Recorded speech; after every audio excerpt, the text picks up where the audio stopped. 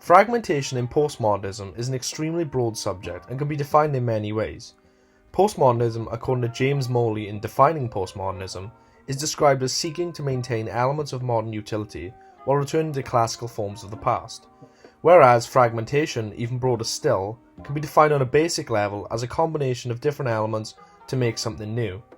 Christopher Nolan's work demonstrates the best examples of this interplay between postmodernism and fragmentation. Nolan's films, beginning with 1998's Following, hold up the main ideologies of postmodernism. In this piece, I will be showing exactly how his work, mainly 2010's Inception, demonstrates exactly how fragmentation is a key trope of postmodernism. This is Nolan, Inception, and the Art of Fragmentation. To begin, it's worth noting exactly how Inception works as a postmodern text. In short, it makes use of intertextuality, with reference to films like Paprika and The Matrix, among others.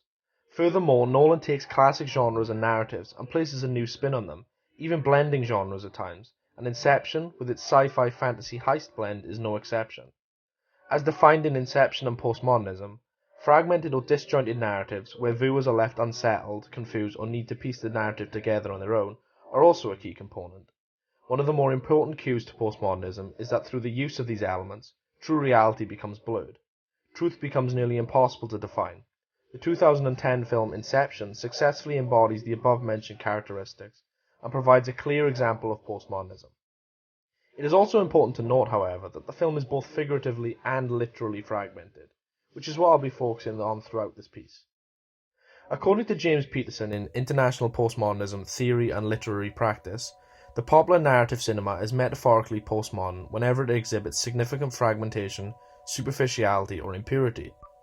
This fragmentation, superficiality, or impurity can be located at any level, including the story, the characters, even the editing or cinematography.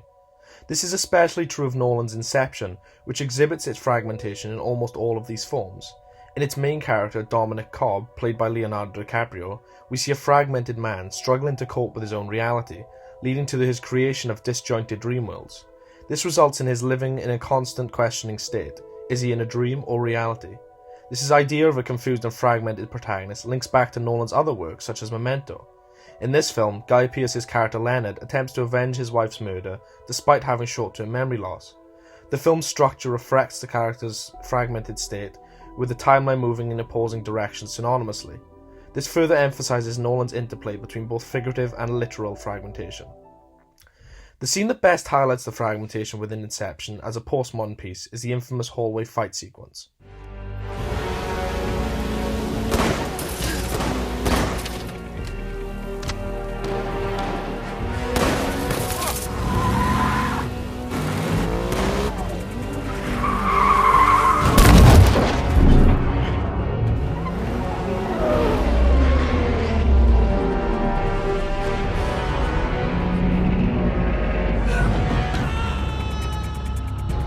In this, as Peterson states, we see the story, editing, and cinematography working together to create arguably the most fragmented sequence of the film. The quick cuts here between the dream and the dream within it constantly keep the audience guessing and actively thinking, conveying the fragmented world that the story takes place in.